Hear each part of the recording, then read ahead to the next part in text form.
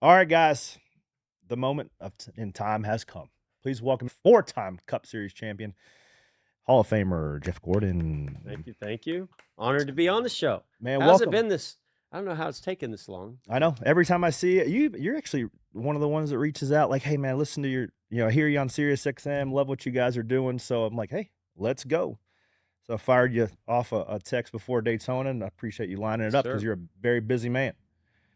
Things are busy. Yeah, Things are busy. you said now you got a real job. I did. How many races a year do you go to? It just varies. Yeah. I've been I would say I'm going to probably 75% of the races, if I had to guess. My wife and kids, when they're out of school and summer comes, that usually starts to cut in. My wife's like, "Yeah, we're going here. We're going Yeah, here. We're going here. yes, We're ma'am. doing this." And I'm like, "Yep, yep, yep." It's crazy. You talk about growth, and I always think it's so cool whenever I pull into the campus there and just see the original building. Again, everything's built around the original building that Rick bought. How much? Where was the original 24? So, like, how much growth have you seen there? Not just in the last 5 years. It looks like it's grown so much. Absolutely. I mean, first it was built by Hendrick Automotive Group and Rick Hendrick, right? And so I think it took a little while for Hendrick Motorsports to emulate that. Some of that was just probably needing a championship. It took a few years to get the championship. They were winning. It was a winning culture, but I don't know if it was structured quite the way that it is. Well, it definitely wasn't the way it is today. Rick he always said from the very beginning, we're only as strong as our people. We've got to share information. We've got to all work together as one.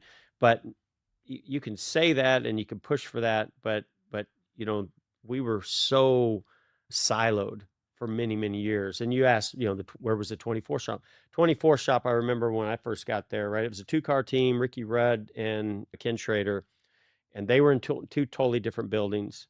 And then there was a building in the back that, well, let's just put the 24 back there, very small shop.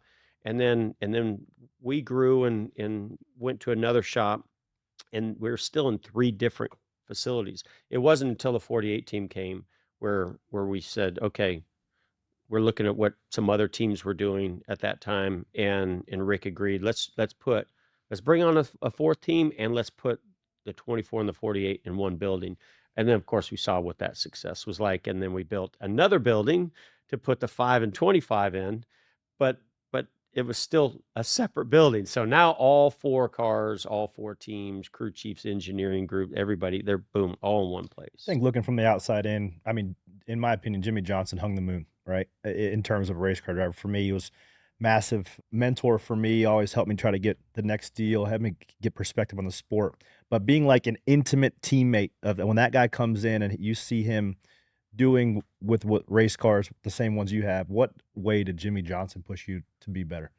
I mean, first of all, Jimmy and I became friends, and he's as we all know, he's just a good dude Yeah. and a fun guy to be around. So he and I really just clicked immediately. And I just wanted to show him and tell him at least everything that I knew, because you just want a guy like that to have success. Didn't hurt that I was also a part owner in the deal, and I kind of put my own skin in it, and took some things on my shoulder in the conversations I had with Rick, and he included me in that. So I wanted to see them have success as well.